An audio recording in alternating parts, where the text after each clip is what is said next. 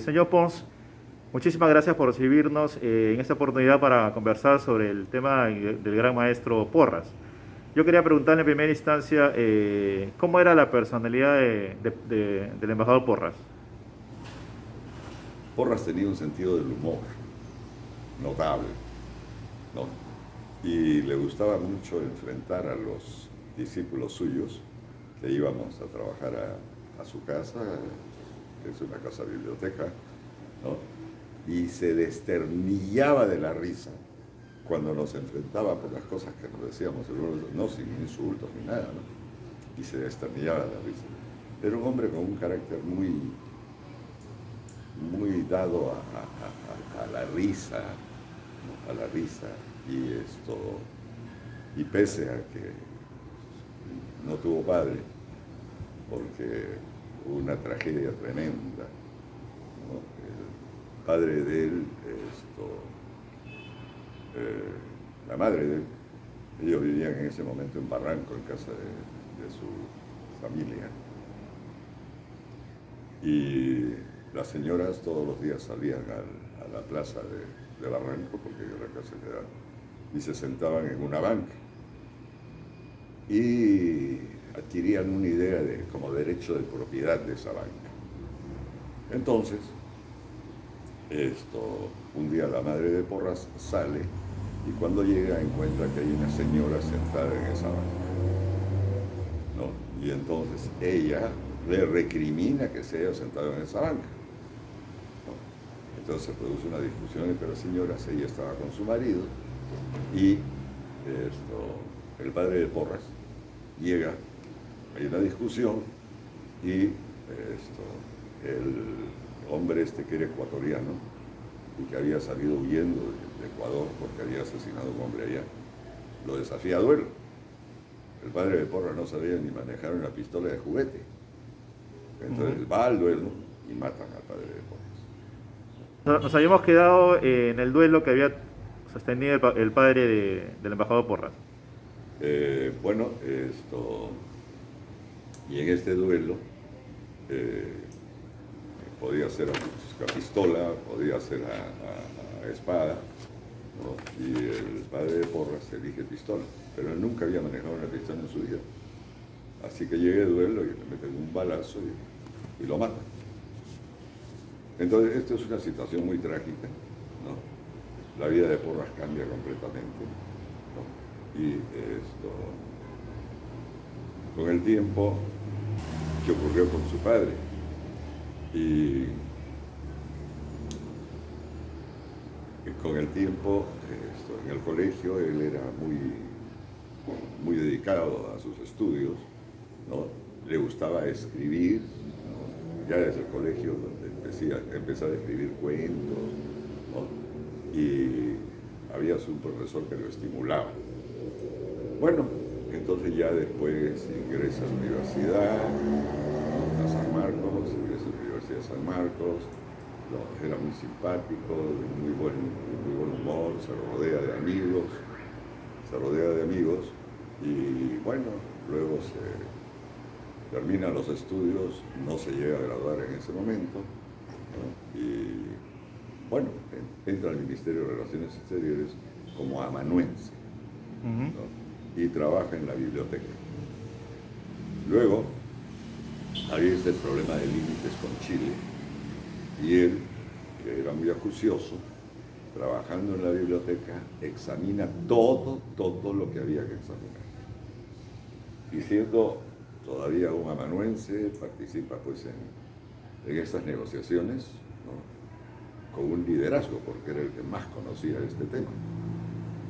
Y bueno, ya de ahí ingresa al servicio diplomático, lo nombran a Madrid, de Madrid pasa a París y ya de París regresa al Perú. Era una persona muy sociable, ¿no? Era muy sociable, sí. Tenía, como le digo, tenía un carácter muy agradable porque todo el tiempo nos tomaba el pelo a los alumnos suyos y se reía a carcajadas.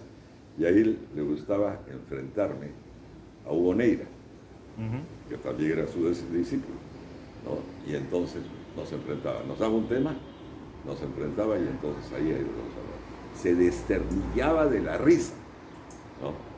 Así que bueno, tengo memoria pues excelente de Porras. Luego, él fue a las Naciones Unidas, él no hablaba inglés, hablaba muy bien francés, y decide llevarme como secretario suyo. Así que me llevó, yo estuve en Naciones Unidas con él, y después fuimos a Washington y nos entrevistamos con el ministro de Relaciones Exteriores de los Estados Unidos, y yo actuaba como intérprete. Bueno, fue una experiencia para mí extraordinaria, porque yo tenía 21 años, ¿no? Yo tenía 21 años y iba pues, con el ministro con reuniones tan importantes. Y bueno, ya de ahí me empezó a tomar cariño y yo ya me convertí pues, en un discípulo suyo, ¿no? Hubo un momento cuando él regresa al país de una asamblea de la OEA, Sí. donde prácticamente, digamos, entre comillas, lo abandonan aquí, ¿no? ¿Cómo fue ese episodio? Tengo entendido que usted lo estuvo acompañando hasta final, si Así se puede es. decir, ¿no? No sé cómo fue ese episodio, si nos puede narrar. Sí, se lo voy a narrar. Esto, los Estados Unidos, ¿no? Quería que la OEA, ¿no? expulsara a Cuba, ¿no? de la OEA. Ujú. Y Porras defendió a Cuba, ¿no? Y logró que no se le expulsara, con lo cual los Estados Unidos no lo veía con mucha simpatía, ¿no? Pero lo hizo y lo logró, pero a costa de su salud, ¿no? Porque regresó, ¿no? de Costa Rica, regresó ya un poco mal. Él sufre un infarto, ¿no? Y lo llevan a descansar a Ancón. Ujú. Así que estuvo un tiempo en Ancón. Y bueno, su casa, que hoy día es museo, ¿no? Que hoy día es museo, tenía una biblioteca de más de 25.000 libros.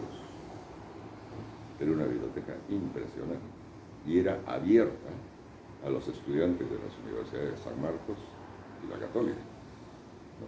Así que ahí, ¿no? Iban muchos jóvenes, ¿no? a informarse, ¿no? A usar la biblioteca de él. Pero, ¿usted conversó con él en esos días? ¿Cuál era su ánimo, su carácter? O sea, ¿estaba, digamos, un poco desilusionado de la forma como lo trataron después de su regreso de Costa Rica? ¿O No, cómo lo vio usted eso? no, Porras era un hombre fuerte, ¿no? Ujú. Y la pérdida del padre y otras cosas lo habían hecho muy fuerte. Así que no dejó pasar por alto todo eso, ¿no? Acá lo criticaron mucho, porque los Estados Unidos pues influía mucho sobre el gobierno de esa época, que era, si no me equivoco, creo que era Brown, ¿no? Y bueno, y siguió su vida normal, dictando sus clases en la Católica, dictando las clases en San Marcos, pero él no sabía, pero tenía una dolencia al corazón. Ujú. Así que le dio un infarto y como le digo, se fue a Ancón, descansar ese tiempo, ¿no? Y no abandonó sus actividades, ¿no? Y sobre todo, le encantaba estar rodeado de sus discípulos, de sus alumnos.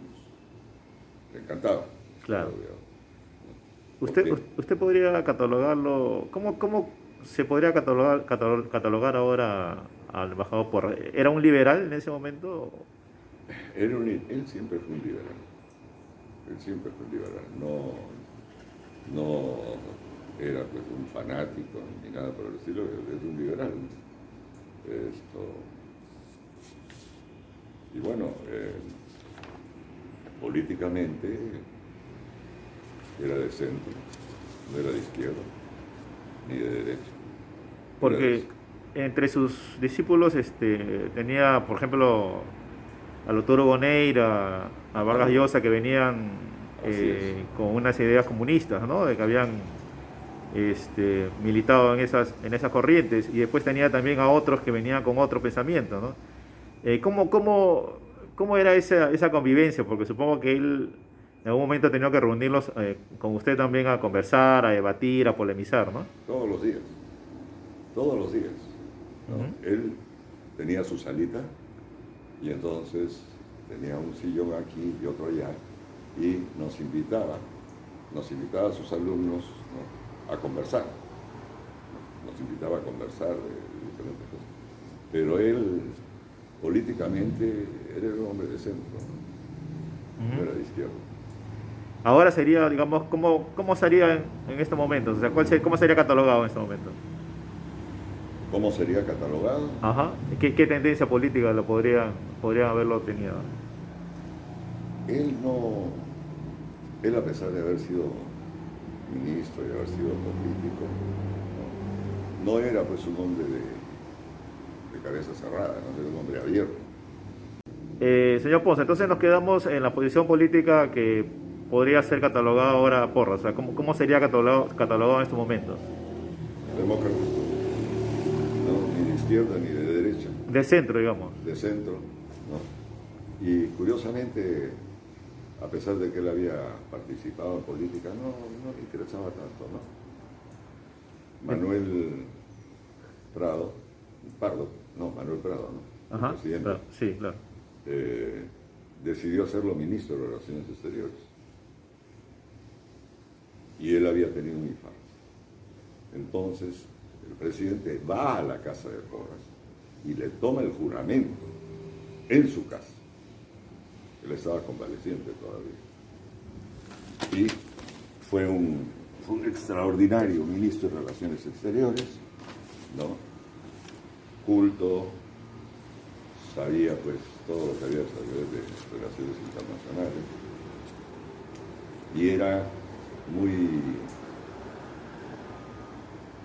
muy de cobijar a sus discípulos, Mario Vargas Llosa, Hugo Neira, Pablo Macera, ¿no? Y su casa era una casa abierta para nosotros. Luego del infarto, cuando estuvo en Ancón, ya decayó un poco su entusiasmo. Claro, era, digamos, lo natural, ¿no? Después de un percance fuerte de salud, ¿no? Así es. Pero igual siguió trabajando. Eh, Su médico era el doctor Erceyes, que lo cuidaba mucho, ¿no? Y le daba unas pastillitas azules que él siempre usaba en su chaleco. Él siempre tenía su chaleco, ¿no? Y ahí tenía una cajita y llevaba sus pastillitas para que si sentía que le venía algo, ¿no? Se la tomaba. Cuando él fue a Buenos Aires, en misión, siendo ministro de Relaciones Exteriores, yo era muy cercano a él, entonces yo fui con el chofer a recogerlo al aeropuerto. Cuando regresábamos del aeropuerto, le viene un conato de infarto. Y yo sabía que él tenía su cajita aquí. Abrí la cajita, le abrí la boca, le metí, llegamos a la casa y llamé al doctor Erceyes. Felizmente no fue nada serio. Ahora, ¿cómo era su familia? Ujú. Él tenía 2 hermanas y un hermano. El hermano era jugador y todo el tiempo tenía deudas de juego. Y Porras trabajaba y le daba el dinero a su madre para que mantuviera la casa. Y este hijo, que Porras en su testamento dice que no quiere saber nada de él, ¿no? Y que no se le entregue nada suyo a él, ¿no?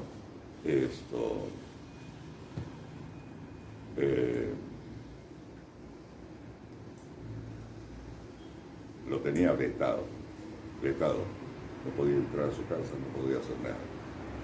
Y este era pues bien sinvergüenza, era jugador, entonces iba y le pedía la plata de lo que le daba Porras a su madre en la casa para pagar deudas, ¿no?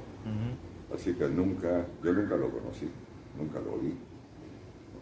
Pero era un hermano pues que era más un enemigo Claro. que un hermano, ¿no? ¿Cómo lo conoce usted al maestro Porras? O sea, ¿cómo llega a contactar con él y cómo él acepta, digamos, trabajar con usted? ¿Cómo es esa historia? ¿Cómo? Bueno, yo estaba en la Católica entonces, y él dictaba clases en la Católica, y un día me da un libro en inglés. Yo estudiaba en el colegio Santa María, hablaba perfectamente, diablo perfectamente inglés, para que lo leyera, ¿no? Y después dictara yo una charla. Pero yo andaba por ahí un poquito, pues, ¿no? Licencioso, ¿no? Y no leí el libro. Así que un día me dice que me dirija a la clase y explique lo del libro. Entonces, yo había leído solamente la introducción del libro, no había leído todo. Claro. Y entonces me pongo a hablar de la introducción. Y Porras, escuchando, me dice: usted no ha leído el libro, usted tiene 0 de nota, ¿no? Para este año, 0 de nota. Yo me quedé lívido, ¿no? Me liquidó. Bueno, pero ya después, ¿no? Un poco que hubo un acercamiento y bueno, y tengo el honor de estar con Hugo, con Pablo Macera y otros en el testamento de Porras, ¿no? A mí me legó 20.000 soles. Y el albacea, ¿no? Me los entregó. Pero ¿cómo fue ese contacto con el maestro? O sea, usted entró a la Cancillería después, creo, ¿no? Sí, sí, claro. ¿Cómo es el momento? O sea, ¿Cancillería dispone que usted lo siga a él? No. ¿Cómo es esa relación? O sea, No, mi relación era directa con él. ajá, exacto. Ya. En la universidad que empezó la amistad, digamos. Así es, ahí se empieza la amistad. Yo iba a su casa a revisar libros, ¿no? Y luego él es ministro de Relaciones Exteriores. Ahí él lo invita a usted a trabajar con él. No, yo seguía siguiendo mi vida normal en ¿Ya? el Ajá. ministerio. No entré a la secretaría suya, pero siempre estaba presente. Siempre estaba presente. Y cuando no estaba, él preguntaba: ¿dónde está Pons? ¿Dónde está Pons? ¿No? Yo era una especie como de memoria suya, ¿no? Ajá. Y bueno, las relaciones eran muy, muy buenas, muy, muy buenas. Y un día me enteré algo que lo voy a decir, no sé si usted pensará que puede decirse, que su madre era muy celosa y él se enamora de una señorita que se llamaba Rosita San Román, que había trabajado en protocolo en el Ministerio de Relaciones Exteriores. Y él empieza a cortejarla, y como la madre no quería que él tuviera novia, porque entonces el único ingreso que había en la casa se evaporaba, entonces lo hace pues que no haya relación. Entonces cuando llegaba alguno de nosotros o amigos de Porras, la madre nos rebuscaba los bolsillos para ver si traíamos cartas de ella. Rosita San Román, yo la conocí tardíamente, ya cuando Porras había muerto. Tenía unos ojos preciosos, unos ojos lindísimos, y era muy fina, muy delicada.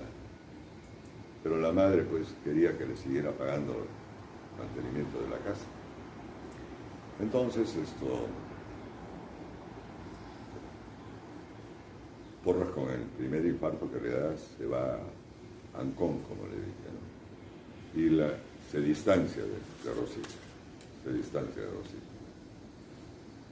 Pasando los años, yo me enteré lo de Rosita San Román y Porras, porque ella era tía de un compañero mío de colegio. Entonces yo me acerqué a su casa, ¿no? Me recibió ella muy bien cuando le conté que era discípulo de Porras y que sabía de su romance frustrado, ¿no? Entonces me tomó mucho cariño. Y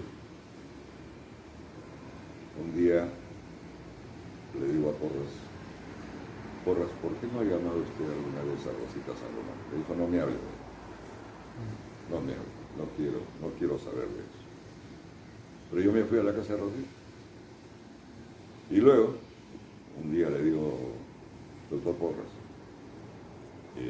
ha recibido usted una llamada ahora, le voy a pasar. ¿Quién es? Me dijo. Le dije, Rosita San Román, no quiero hablar con ella, no puede hacerle servicio a usted eso. Ese desaire no se lo puede hacer usted. Así que usted atiende. Me quedó mirando. Agarró el teléfono, me dijo, salve. Pero yo salí, pero escuché por el otro teléfono. Muy tensa mire, fíjese. muy tensa, después ya se hizo más fácil. Y bueno, terminó la llamada y cuando ingreso a su salita, lo encuentro llorando. Oh, wow. Entonces me provocó una emoción muy fuerte. Claro, por supuesto. Me creí culpable de esto. Y bueno, este episodio hizo que Porras y yo nos sintiéramos más cerca. Claro. Más cerca. Ya, yo había penetrado ya en su vida íntima, ¿no? En su vida íntima, cosa que no había hecho ninguno de sus discípulos. Y cuando Porras muere, en su testamento, creo que ya le he dicho, me deja 20.000 soles. Él murió a las 7 de la noche, en septiembre. Yo había estado hasta las 4 de la tarde, había estado en su casa. Y me llaman por teléfono la empleada para decirme que Porras había muerto. Así que me fui y bueno. Porras era una persona muy generosa, ¿no? Muy abierta. O sea, tengo entendido que a ustedes les prestaba sus libros, que lo lleven a su casa y lo devuelvan, ¿no? O sea, eso demostraba pues un poco de... No dejaba que sacáramos los libros, porque si no, no regresaba. No regresaba. No. Así que bueno, esto, no, él lo que permitía era que llegaran a la casa, trabajaran, ¿no? Ahí utilizaran bien su biblioteca, ¿no? Y siempre le gustaba estar rodeado de sus alumnos. Claro, para el debate, ¿no? Para la discusión, el análisis de algunos puntos, ¿no? No solamente eso, ¿no? Sino que él era una persona que era muy joven. Espiritualmente era muy joven, claro. Nos tomaba el pelo a todos. Claro. A todos nos tomaba el pelo. Ahora, yo siento como muchos también de mi generación y de los que vienen, que no se le ha hecho, digamos, un reconocimiento tal por parte del Estado peruano, ¿no? a Porras, ¿no? El Estado, ¿no? No el gobierno, sino el Estado. Sí. ¿Qué faltaría para eso? ¿Por qué usted cree que hay esa, si lo podemos decir, desidia de no reconocer este gran papel fundamental en la historia del país del maestro Porras, ¿no? ¿A qué se debería eso? Bueno, cuando Manuel Prado fue presidente hubo pues esta reunión en Costa Rica y Porras se extendió a Cuba y entonces Prado lo retiró de la delegación y mandó a otra persona, ¿no? Porque se oponía a lo que Porras había dicho, ¿no? Claro. Pero Porras estaba en lo correcto. ¿Por qué expulsar a Cuba? Porque Estados Unidos quería expulsarla, ¿no? Era la manzana podrida. Claro. ¿No? Y Porras la defendió. Defendió, entonces luego ya renunció al cargo y le vino otro infarto. ¿Y por qué, me pregunta usted, por qué no tenemos memoria ¿Por qué no se le ha de rendido esos grandes hombres. un homenaje como debería haberse hecho hasta el momento? O sea, hay una ausencia, digamos, ¿no? Lo único que hay es un busto que está entre la iglesia de Miraflores y la municipalidad. Es un busto. Lamentablemente le tomaron, ¿no? Le tomaron el rostro, estando muerto, o sea, le pusieron una mascarilla. Sí. Y no es el Porras que era. Cuando uno lo mira, lo ve como una persona apesadumbrada, etc. Él siempre estaba, ¿no? Ya no a reírse a carcajadas, pero a carcajadas. Tenía muy buen humor. Pero como Prado seguía las instrucciones de los Estados Unidos, entonces lo retiró de la delegación y mandaron a otra persona. ¿A qué se debería esta falta, digamos, de reconocimiento del Estado peruano, a la figura, al papel de Porras en la historia peruana? Los peruanos no tenemos memoria de nuestros grandes hombres. Por ejemplo, no, yo no soy aprista, no soy demócrata, cristiano, no soy nada, yo no en política, pero es como si fueran sanciones, ¿no? De no mencionar el nombre de una persona, de no fomentar el amor a estas personas, a estos grandes, ¿no? Lasal, Porras, ¿no? Es muy desagradecido, ¿no? Sí. Muy mal agradecido. No hay profeta en su tierra, como algunos dicen, ¿no? Así es. Desde su punto de vista, señor Ponce, ya para terminar, ¿cuál sería el homenaje, digamos, entre comillas, perfecto que podría darle el Estado peruano a la figura del embajador Porras? Primero, tendría que haber una persona o un grupo que se acercara al gobierno para pedir pues honores a las Porras. Pero los alumnos más destacados suyos han fallecido, ¿no? O están en condiciones ya no muy saludables. Cuando Fernando Belaúnde fue presidente, yo era cercano a él y le hablé pues de Porras y él entendió muy bien, pero Porras tenía también enemigos, ¿no? Era lógico cuando... Así es, tenía enemigos y supongo que lo desinteresaron al presidente porque él fue ministro de Prado. Claro. Él fue ministro de Prado. Pero los peruanos somos muy mal agradecidos con nuestros grandes hombres. A puertas del bicentenario, creo que cae por su propio peso un homenaje, por lo menos público, a una figura muy representativa de la historia peruana, ¿no? Del devenir peruano, ¿no? O sea, no lo había pensado.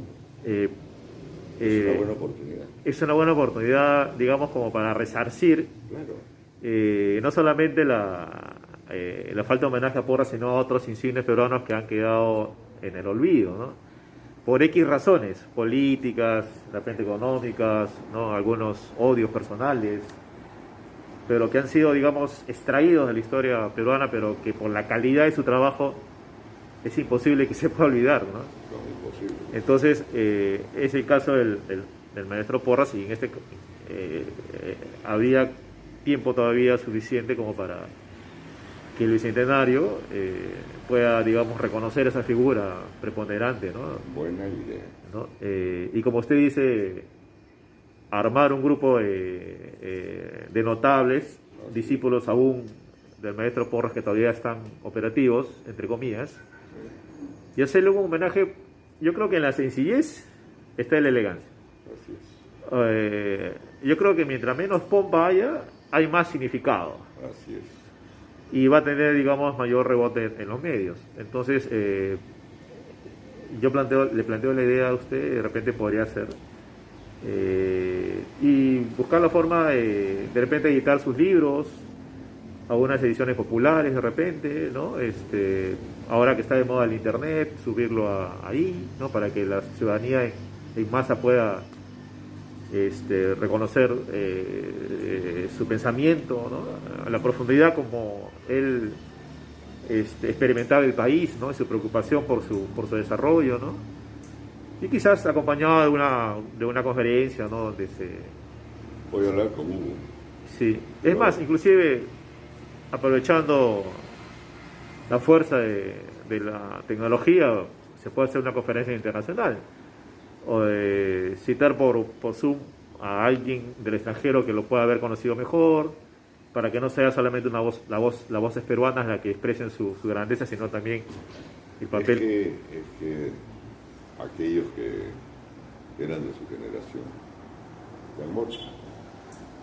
Podría haber de repente algún secretario por ahí que todavía Bueno, sí, ¿no?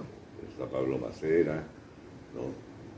Está Hugo, estoy yo, ¿quién más puedo decir? Yo, bueno, es una idea que Sí, seguramente a muchos se le va a ocurrir. La tomo. Y sería, creo que el mejor homenaje para que estas generaciones que están ahorita vigentes, que van a tomar el poder en los próximos años y las que vienen, puedan conocer la profundidad de pensamiento del maestro Porras, su claridad en las ideas, ¿no? Esa, digamos, postura liberal que tenía sobre los temas, no engarzándose en una tendencia política determinada, ¿no? Sino el análisis profundo de todo, ¿no? Así es. Y qué mejor que el bicentenario que podría ser un homenaje, ¿no? O sea, Voy a hablar con Hugo Neira y le voy a pasar la voz a otros, ¿no? sí, claro. Para ver cómo hacemos para hacer una campaña, Sí, claro. algo para, ¿no? Señor Pons, para finalizar, ¿algo Sí. más que usted quisiera decir sobre el maestro Porras? Algo que se ha quedado en el tintero, digamos. Bueno, cuando yo viajé a los Estados Unidos, porque él me llevó en la delegación, ¿no?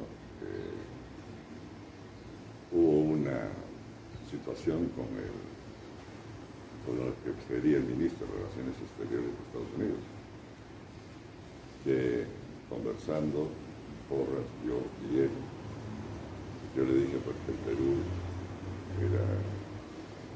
era amigo de los Estados Unidos, y este hombre, que era un patán, me contestó: Estados Unidos no tiene amigos. Estados Unidos no tiene amigos. Totalmente orgulloso, digamos, ¿no? Un orgullo Así es. fatal. Entonces yo no me quedé callado. Y le dije: qué lástima que hay. Por eso es que están aislados los Estados Unidos, por gente de museo. Se lo dije al ministro de Relaciones Exteriores. Supongo que lo habrá visto con malos ojos. Bueno, no le gustaría mucho lo que le dije, pero no podía callar. Claro. Entonces, grandes recuerdos que usted tiene sobre el maestro Porras. Casi ha marcado su vida, digamos, el devenir de su existencia, ¿no? ¿Ve usted esa foto? Sí, aquí está. Ya, ese es el patio interior de la casa de Porras. Si lo puede mostrar a cámara, sería mejor. Claro. Ah, ahí está. Ah, listo. Perfecto, está. Siga contándola. Ya. Y ese fue un día de verano que estuvimos con Hugo y no sé quién nos tomó esta foto, ¿no? Y la encontré hace días después de hablar con usted. La busqué y la encontré. Hugo y yo somos muy unidos. Porras nos unió. Porras nos unió y más que amigos, somos casi hermanos. y la grandeza del maestro Porras de sentar, digamos, en una sola mesa a hombres notables con diferentes corrientes de pensamiento, ¿no? Indicando pues de que ahí lo que manda es la inteligencia sobre la pasión, ¿no? Así es. Y eso es lo que hizo Maestro Porras, ¿no? Con todos sus discípulos, ¿no? Ahora quiero decirle algo.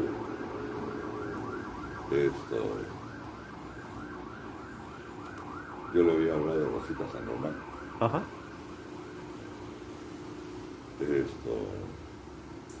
Pero la madre de Porras no quería que se casara.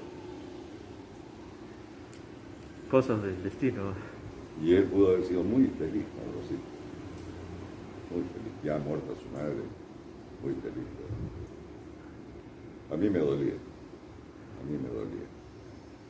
Y por eso cuando hablé con Rosita San Román y después lo hice a ella hablar con él, ¿no?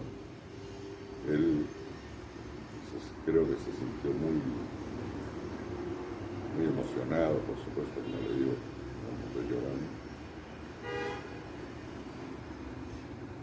Y el vínculo entre él y yo se volvió más fuerte. Claro, se incrementó. Se volvió más fuerte.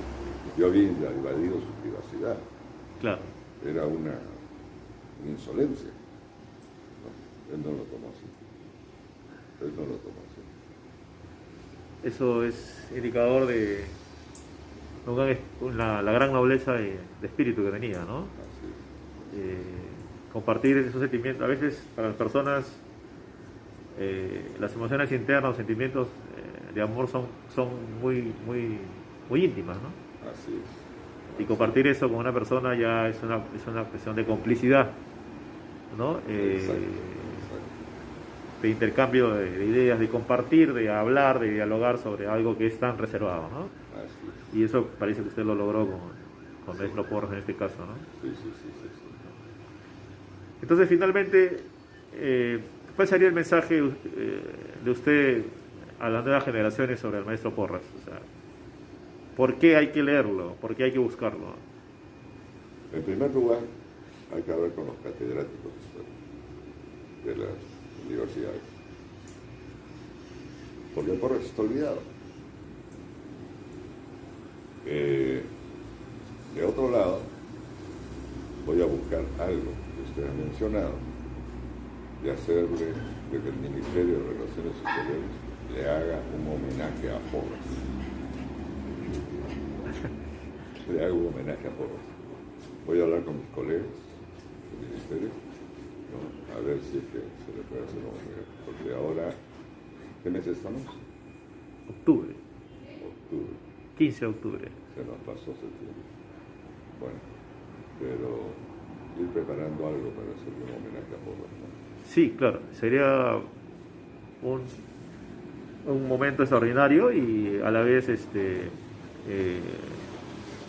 no dejar pasar esta oportunidad en el centenario y que quede huella, que quede algo de que está Porras siempre más vivo que nunca, ¿no?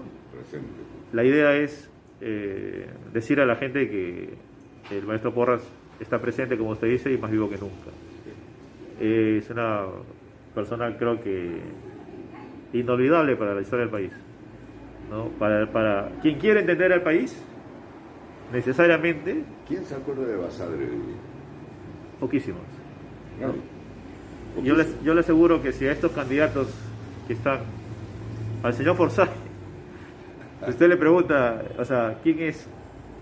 Se va a caer al aire, ¿no? Entonces, lo ideal sería que los candidatos dominen o por lo menos hayan leído algo de estos grandes pensadores, ¿no? Claro. El maestro Porras era amigo de Aya, ¿no? De Aya, Sí. de Mariátegui, ¿no? Claro. ¿Quién le comentaba sobre ese tema? O sea, Él era amigo de él de la Torre, nunca fue revista él, ¿no?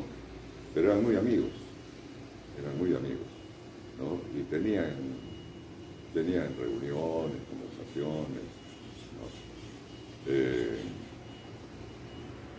frecuentaba la casa, ¿Cómo? No. frecuentaba la casa Aya de No, maestro Aya Porras. nunca iba a casa. Ya. A casa de Se encontraban en otros lugares, digamos.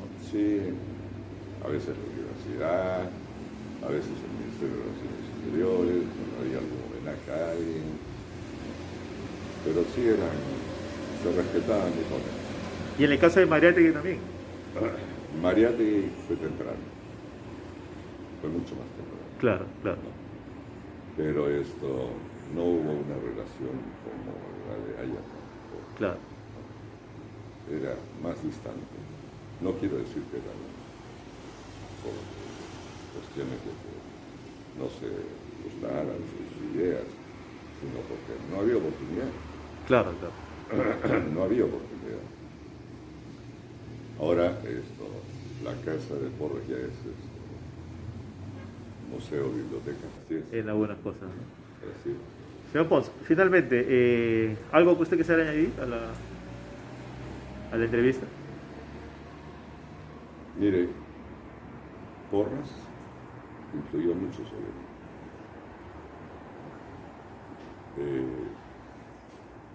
De diversas maneras. Como amigo, como catedrático, como tutor. Y de ahí mi gran afecto por él. Mi gran afecto. Para mí ha sido la persona más extraordinaria que he conocido. Perfecto. Y estamos a tiempo de rendirle homenaje Así es. en un momento histórico del país como es el Bicentenario. Hay que hacerlo. Sí, Hay que hacerlo y voy a buscar la forma de que esto se haga. perfecto. Listo. Muchísimas gracias por su tiempo. Encantado, muchísimo gusto. Gracias.